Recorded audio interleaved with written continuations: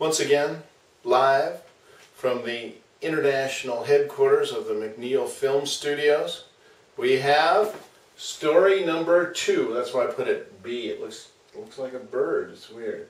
Anyway, this is the second story about how price takers behave. It's the second story in the price taker series. Continuum.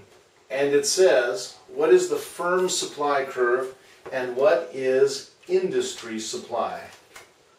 So, first of all, we have to say, what is a supply curve? Well, a supply curve tells you at various prices what quantity will this firm produce and offer for sale in the market. So this says, at a price of $1, that'll be the quantity. At a price of $1.50, that'll be the quantity, etc. At every specific price, the quantity that is related to that price. So if we look at a firm's cost curve, there's marginal cost, average cost, and average variable cost. This is quantity produced, and these are dollars. So what if the price, remember, price to a price taker is the same as demand, same as marginal revenue. So this price then, if that's the price, becomes marginal revenue 1 and demand 1. And they would produce where marginal cost equals marginal revenue. So they would produce that quantity, Q1. But what if, and remember the price comes from, P1 comes from the market interactions. This is a price taker. They have to accept the price that comes from the market. Now what if the price coming from the market is in fact not P1 but rather P2? Well, this then becomes the marginal revenue and the demand to this firm, and this then would be the quantity it would produce, Q2. So both of these are points on the firm's supply curve. What about price P3 here?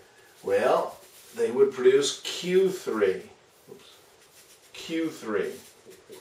And if the price is P4, they would produce Q4. Q4. Now, right here is where average cost comes through and touches the marginal cost curve. So what if the price was P5? Well, in the first of these series, we talked about price and output determination for a purely competitive firm. And here, this price is exactly equal to the minimum point of average cost, which means at this price, the average cost equals the price, and we know that the profit will equal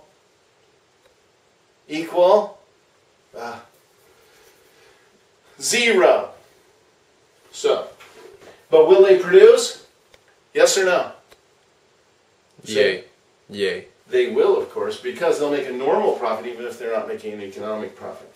Now, it gets interesting when the price goes below the average cost. So at a price like this, if this is P5 equals MR5 equals the demand 5, this is a price where this is the quantity where marginal cost equals marginal revenue. Would they produce? Yes, they would, because this price covers all of their variable costs and some of their fixed costs. They would be better off by producing because they would only lose some of their fixed costs as opposed to all of them. Then, as the price goes down below that, at P6 here, this is a price that just equals the average variable cost. And at the average variable cost, you'll recall, they are indifferent about whether they produce. So they may or may not produce at that point on the marginal cost curve. But all of these points on the marginal cost curve are supply points. And they say, if the price is that, the quantity will be that. If the price is that, the quantity will be that.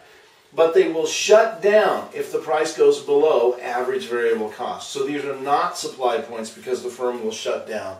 They will shut down because they would lose less by shutting down than by producing if price is below average variable cost. So the firm's supply curve is just that segment of the marginal cost curve that lies above the average variable cost. That lies above average variable cost. And the supply, the industry supply, is the horizontal sum. If we have firm 1's marginal cost above average variable cost, firm 2, and firm 3, then market supply is going to be the horizontal sum. We're simply going to add each firm's quantity at every possible price.